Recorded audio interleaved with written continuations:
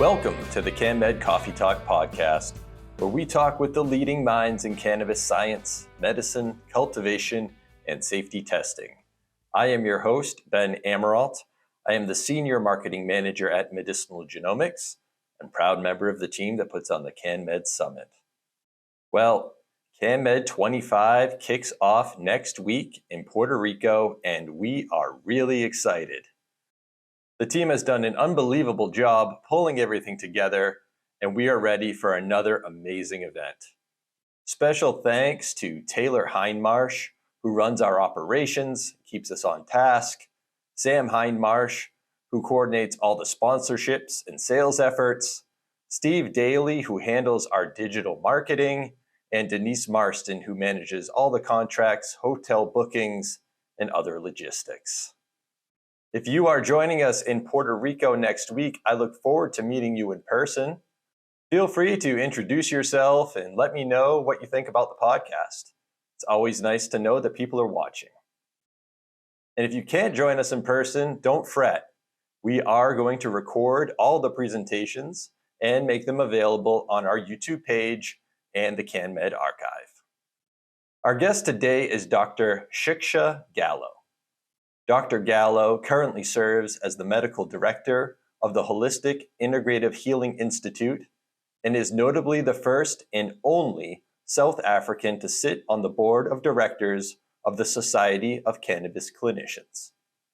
Dr. Gallow's passion lies in leveraging her medical and scientific expertise to develop active pharmaceutical ingredients from cannabis and other plant species to treat various conditions. She has achieved significant success in treating patients with autoimmune diseases, cancer, and she strongly advocates for patient access to safe and effective medicines that improve quality of life. At CannMed 25, she will present comprehensive evaluation of the impact of cannabinoids on prostate cancer, integrating PSA, PET, and CT scans, and patient-related outcomes. During our conversation, we discuss the variety of treatment options for prostate cancer and the role cannabinoids may play, results from an empirical study that evaluated how cannabinoid treatment impacts PSA levels, PET and CT scans, and patient-reported outcomes, how the patients were selected and grouped for that study, future research opportunities, and more.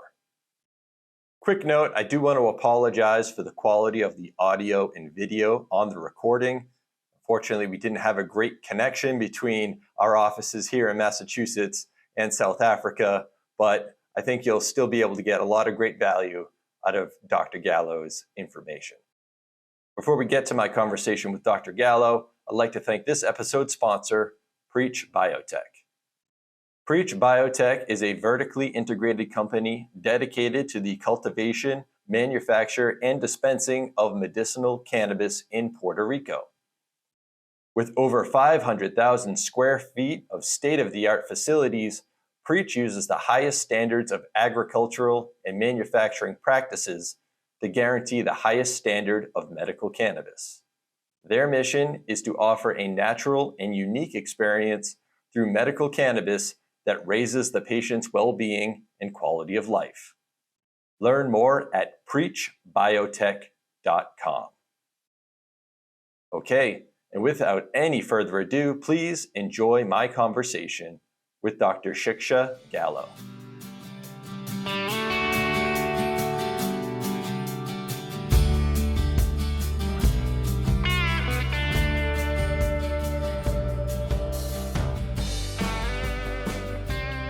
Good afternoon, Dr. Gallow. Thanks so much for joining us on the podcast. Hi, great to be here, Ben. Thank you so much for having me. Yes, well, we're excited to have you today on the podcast and excited to have you as an oral presenter at CannMed 25. And you're going to be delivering a talk about using cannabinoids to treat prostate cancer, which is a very interesting topic. So first, what inspired you to investigate the role of cannabinoids in prostate cancer treatment? So, yeah, my inspiration to conduct research on prostate cancer and cannabis stemmed both from a scientific as well as a compassionate perspective. I'm not sure if you're aware of some stats that prostate cancer is the fourth most common cancer globally. It Mm. accounts for about 7.3% of all cancer cases, and about 14.1% of cancers are affecting men. So what we've seen in 2020, from 2020 onwards, there was about 1.4 million new cases of prostate cancer, in the entire globe. So it makes it the second most commonly diagnosed cancer among men. And you know what's happening, despite any advances in conventional treatments, many patients continue to face challenge and quality of life. So, the main reason is, in parallel with these clinical realities, I've actually observed very promising anecdotal evidence among patients using cannabis as part of their prostate cancer management. And, several individuals reported improvements in their symptom control, their quality of life. And in certain cases, from the anecdotal evidence, I've even seen, slower disease progression. So I thought, let me look at this more. How can we offer more tangible benefits when we integrate it or compare it to a standard? And yeah, so I was basically registered for my third PhD as well. And I thought this is a perfect topic to look at, combining global disease burden, firsthand clinical observations that I've seen by the patients. That inspired me to explore the scientific validity behind the outcomes.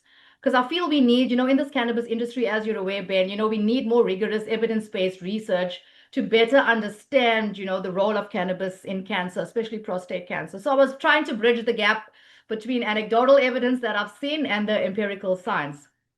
Yo, no, and that's perfect. You're right. We do need more clinical trials and more evidence-based information to make informed decisions. So it sounds like, based on what you said, so cannabinoids are being used as sort of a companion treatment and not sort of a primary therapeutic. Is that right? Yes, also with regards to legislation and what we allowed, it's more like a adjunct therapy. Like obviously the legislation in companies would define that, but in our country we have to use cannabis or cannabinoids as a second line treatment, not as a first line treatment. So what we've been doing with cancer, we've been using it more to alleviate symptoms. With patients experiencing chemotherapy, symptoms, nausea, vomiting, pain. So that is what we've been using it more, or allowed to use it for in our country. Interesting, interesting. So I guess that's a good segue. Can you give us a brief overview of how prostate cancer is currently treated? And again, how do the cannabinoids fit in? Okay, so I'll just give you there's cancer treatment depends on the stage of the disease. So, how it's graded, as well as the patient's age, their overall health, and their personal preferences, because patients will, decide what they want to use. So the current treatment involves surgery. We call it a radical prostatectomy. This is basically where you have the complete removal of the prostate glands. And we commonly use this in localized cancer, looking for a curative intent. Then the other is radiation therapy. Here we use external beam radiation, or something called brachytherapy, where you inject radiation beads internally. And what happens here, it targets cancer cells while sparing the surrounding tissue. Then the other one is hormone therapy. We call this androgen deprivation therapy. And here it's used to reduce levels of the male hormones called androgens, and that fuels prostate cancer growth. So while initially, just to add, responsive to androgen deprivation therapy, what we've seen is resistance emerging, and this leads to castration-resistant prostate cancer, and this is actually a terminal condition. So that is why I thought let's look at how cannabinoids work. The other two are chemotherapy. So chemotherapy used in more advanced or resistant cases, and they use chemotherapy where hormone therapy becomes less effective. No, normally some chemotherapy tablets called docetaxel.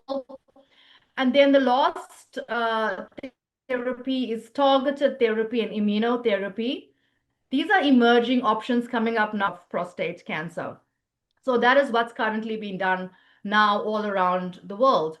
But to just add about research on cannabinoids as an anti-cancer agent, I mean, there's a lot of research or done on rodents and stuff. But what we've seen in for prostate cancer, actually, it's still in its infancy. Hmm. Okay, so we see cannabinoids having attracted growing interest for the potential therapeutic effects, anti-inflammatory and analgesic, anti-tumor, appetite suppressing. And as I mentioned earlier, we normally been use it for symptom management. But let's just talk about cannabinoids now in adjunct therapy. I will give much more information when combining cannabinoids with chemotherapy and looking at can this actually enhance treatment outcomes or improve tolerability, potentially leading to better rollover quality of life and even improved efficacy. So let's just talk about anti-cancer effects from preclinical studies. We've seen this in preclinical studies that cannabinoids can actually inhibit, prostate cancer cell proliferation. We know it can induce apoptosis. We know it can reduce tumor invasiveness. And these findings suggest there is a possible direct anti-tumor role through clinical evidence, and this is still emerging. Hmm. But I just want to add from a scientific perspective, just a little bit of science for the viewers. Sure. As we are aware, increased level of cannabinoid receptors, especially your TRPV ion channels, actually in prostate cancer cells, this suggests very promising targets for therapy. And there has been studies that found correlation between elevated expression of CB1, your TRPV1, and your TRPV2 receptors and disease progression. So just to summarize, cannabinoids have also been observed to modulate key prostate cancer markers, including your prostate-specific antigen, which is something that I looked at in the study, which I will talk about the results at the conference, and also to influence cell cycle progression, as I mentioned, apoptosis, and migration by altering your Rho-A GTPase activity and focal adhesion signaling. So that's in a nutshell where we feel or see that cannabinoids can fit in. Excellent. Yeah. So seems like there's a range of different treatment options from surgery, radiation, hormone therapy, chemotherapy, immunotherapy. So, and forgive me if you sort of covered this already, but in which of those options is cannabinoids a good fit? I know you mentioned the chemotherapy, but are there other ways that it can be helpful too? Yes, yes. So even although this wasn't part of the study we only looked specifically at chemotherapy and radiation therapy. We didn't Okay. look at immunotherapy, but just some information. I know there's some research that showed cannabinoids should not be used with immunotherapy because it can Interesting. affect the immunotherapy. So I'm not sure about any research that. So we wouldn't recommend cannabinoids to be used with immunotherapy. Anecdotally, we have had patients that had prostatectomy, surgery, and they were on cannabinoids as well, and we had great results. We also had patients that were on hormone therapy and that also used cannabinoids, but specifically for this research, it was a prospective study. We only looked at chemotherapy, radiation as a control group. Excellent.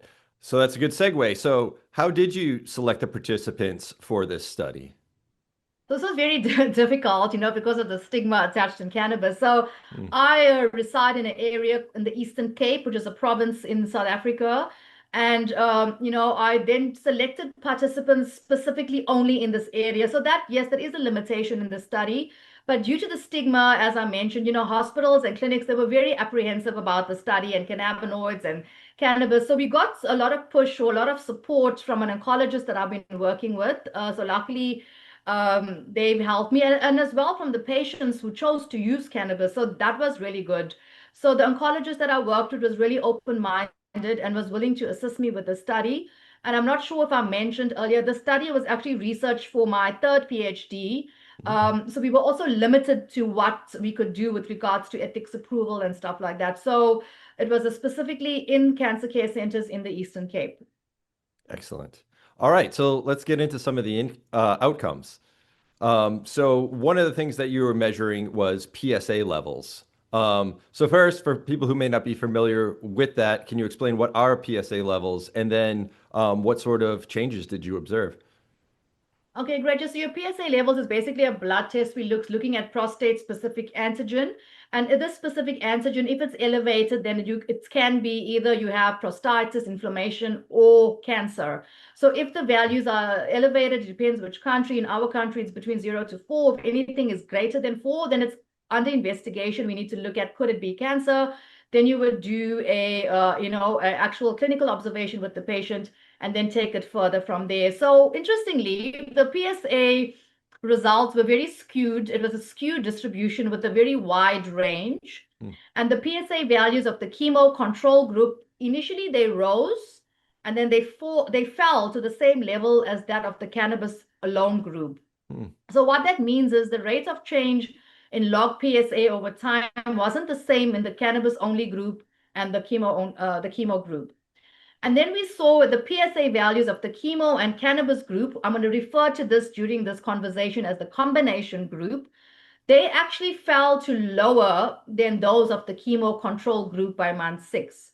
And again, there was a difference between the same. It wasn't the same in the two groups. But interestingly, what we found, there was no clinical significance with the PSA results, the way we've seen that distribution. It was very skewed. So we didn't find any clinical significance there. Interesting. Okay. And no, you were also looking at PET and CT scans as part of your evaluation. So what did you find there?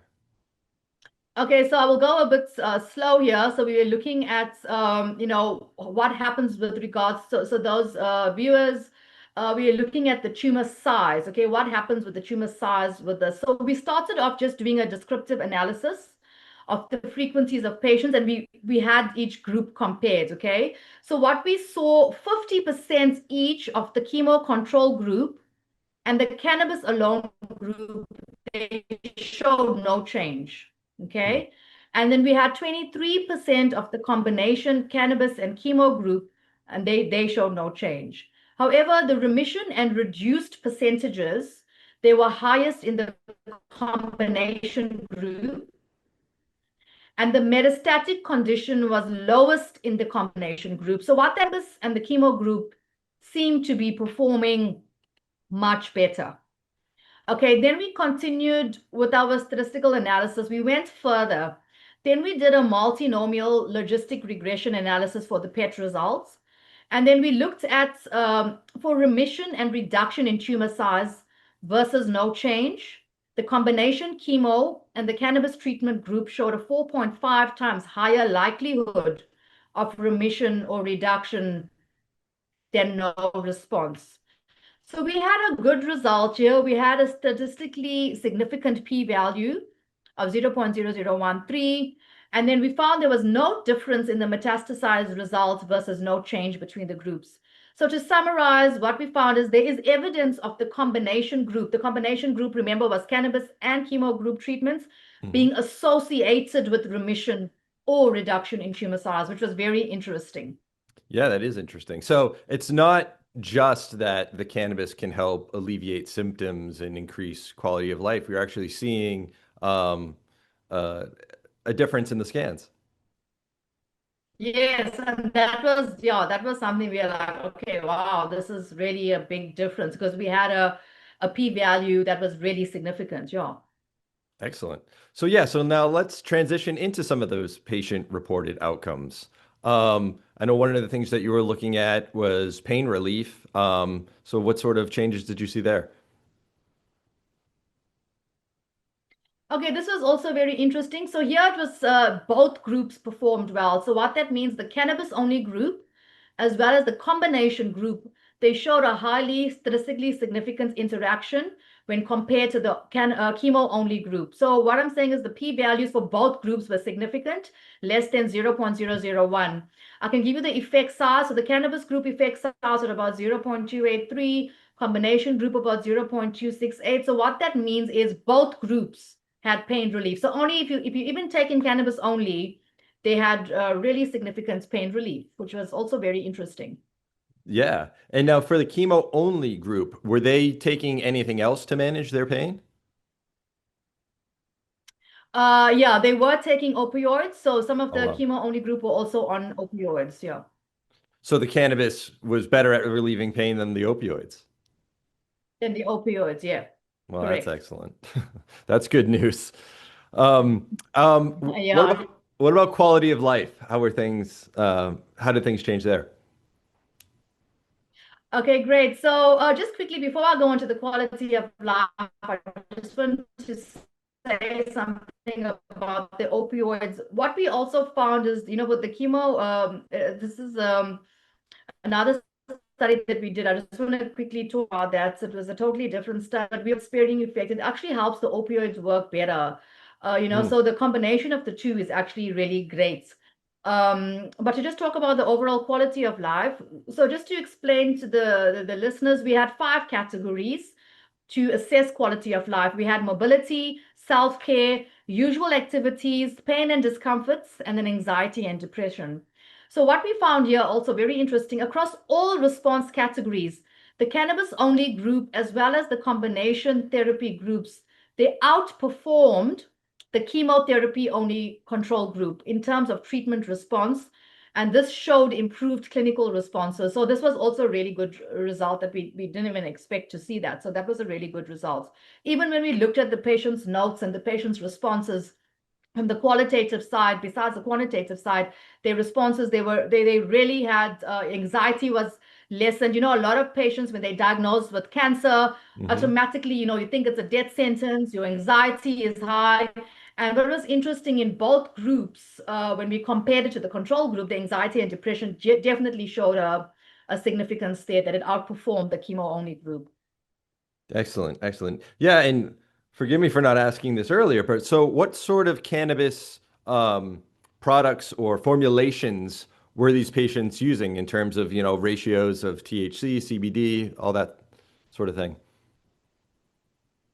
Okay, yeah. So we had a lot of it took me 2.5 years to get ethics approval. So we had a lot of issues with regards to ethics and a prospective study. So eventually we got our ethics approval looking at patients that were, self-medicating with cannabis. And then we looked at what the doses were. I will talk about that now. And then we Mhm. also looked with patients that were prescribed specific cannabinoids. So we looked at full plant extract. We looked more at the APIs because, the ethics wanted everything to be very specific. So to make it easier, we looked at a combination of THC and CBD and looked at what those doses were. And all the patients were using a 1-to-1 ratio of THC to CBD, but they were not isolates. They were a full plant extract. So what we found there by the six month mark, 50% of the patients in the cannabis only group, they just demonstrated a positive response defined either as remission or significant tumor reduction. Then we compared this to the dosing, and we looked at the dosing for these patients who were receiving a total daily dose of about 60 milligrams per day. Mm. Then in contrast, we looked at majority of the patients that were in the combination therapy group. That is, they were on cannabis plus the standard chemotherapy treatments, who responded positively, who were on a slightly lower dose. So we found those patients were taking a lower dose of about 45 milligrams per day. However, I want to just add there were 2 patients in the combination group, and they exhibited a positive response, and they were receiving a much higher dose of 75 milligrams daily. So it looked like they were splitting 25 milligrams 3 times a day. The patients that were taking the 60 milligrams were 20 milligrams 3 times a day, if it makes sense. But I will discuss this more at the conference of how we did this and what we defined as the categories. So what we did is we took it to see what milligrams actually looked at the tumor reduction, and what milligrams actually we looked at the combination groups in remission. Interesting. So, and now that dose, was that sort of determined by the patient, what they felt, or were you sort of instructing different doses for different patients? So that's a good question. So it was twofold here. It was the ones that were prescribed specifically. That as you know, Ben, cannabis is individualized Hmm. treatments. So it was more specifically for that patient, trying to manage their pain, trying to manage what was needed. And some of them were taking cannabis because they were feeling better. So it was a combination of both what the doctors were prescribing and guiding, as well as what the patients felt that they needed for a specific time. And that's how we we establish that dose. And I think this is an interesting point because, there's not a one size fits all. Right. And, that is where it comes to do clinical trials. You want to take a specific isolate or a specific thing and run your clinical trial. And it's difficult because certain patients, with microdosing react differently. Certain patients with the endocannabinoid deficiency or whatever's going on in their body, and, the nutrition, what they're eating, what happens in their life, it affects that. So this was really interesting for us to actually see. But that's why we just took the average of what we found. Sure. And now, was the route of administration the same? Like, were they using a tincture or? Yes, that we kept constant. It was all sublingual drops, Excellent, excellent. So, tinctures, yeah. yep. So you mentioned before that there were reports or questionnaires that the patients were filling out. So I'm curious, were there any sort of surprising patient experiences that stood out in any of that? Yes, there was actually one patient that stood out for me because this patient, he wasn't able to do any chemotherapy treatments, and his white cell counts and platelet results were very low. He also had an autoimmune disease that he was diagnosed with before he had the cancer. So he felt, look, this is a death sentence. What am I going to do? I cannot do radiation and chemo, and because he was high risk to do it. And then he actually joined into the study when he found out about what we're doing. So he was one of the patients that was prescribed the cannabis oil only. That was a specific prescription per the doctor under Section 21. In South Africa, what a Section 21 means, it's an unregistered medicine because cannabis, we don't have any registered medicine, so it has to follow a specific rule. Patient has to get a approval. So, but basically, as I said, he was one of the patients on cannabis oil only. But listen to this, Ben. His tumor shrunk 2 months after baseline.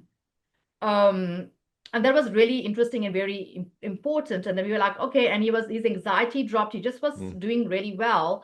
And by month 6, he was the only patient in the cannabis only group that went into remission.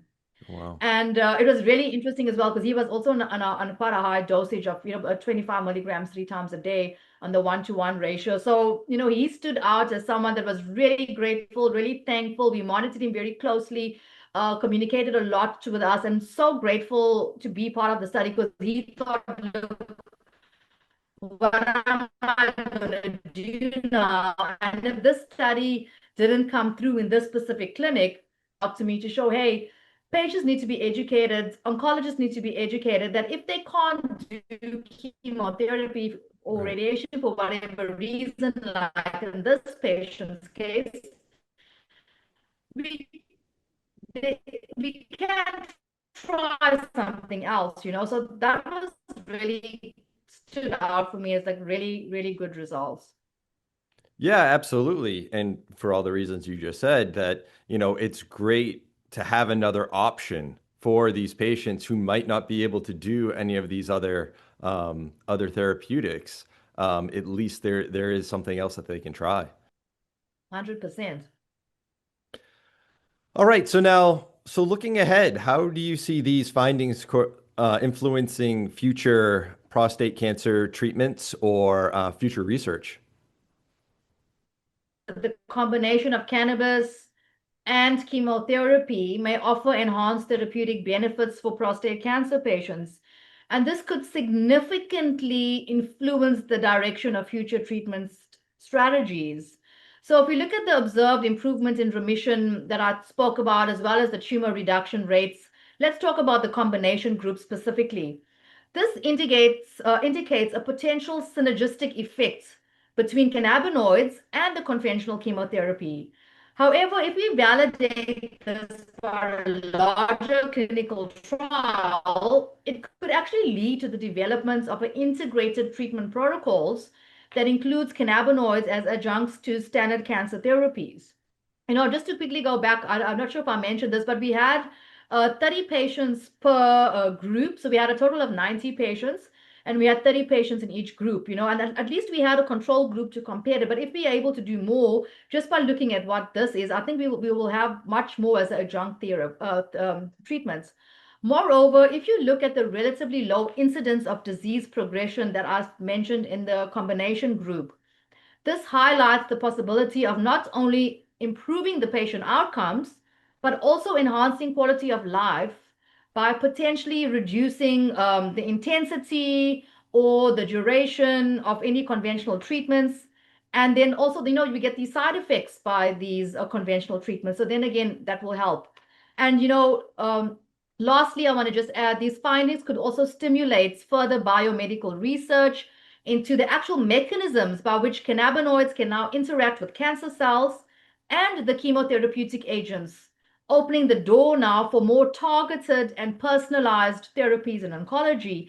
And I feel, that is what oncology is lacking, that more personalized targeted therapy, because now we just use a one size fits all, for all the patients. So that's something I think will definitely help to grow.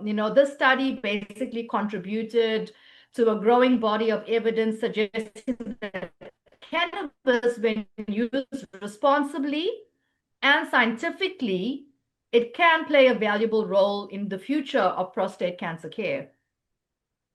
Excellent, excellent.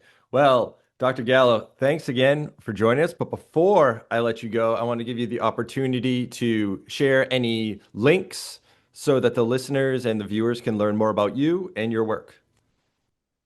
No, great. Thank you so much. So, best place to see me is on CannMed, Puerto Rico, guys. I am talking on the 19th of June. So I can share much more. I know I gave you just little highlights. I don't want to spoil too much. So that you can definitely meet me there. Also, the CannMed app. You can find me on the CannMed app as one of the speakers, and then I'm on LinkedIn as well, under Dr. Shiksha Gallow. So you can find me on LinkedIn. Also, my Facebook page for my clinics called Holistic Healing Dr. Gallow. And now, so you can find me there. And also, my email will be shared on the CannMed app and at the conference in CannMed and in Puerto Rico. And you can also search me. I do a lot of talks, a lot of interviews, a lot of YouTube videos. So you can search on YouTube, Dr. Shiksha Gallow. There's a lot of my educational stuff that's out there. So yeah, so the best place, guys, join me in Puerto Rico. Yes, absolutely. We're excited to meet you in person down there in Puerto Rico. It's right around the corner. So until then. Awesome. Thanks so much. It was great chatting.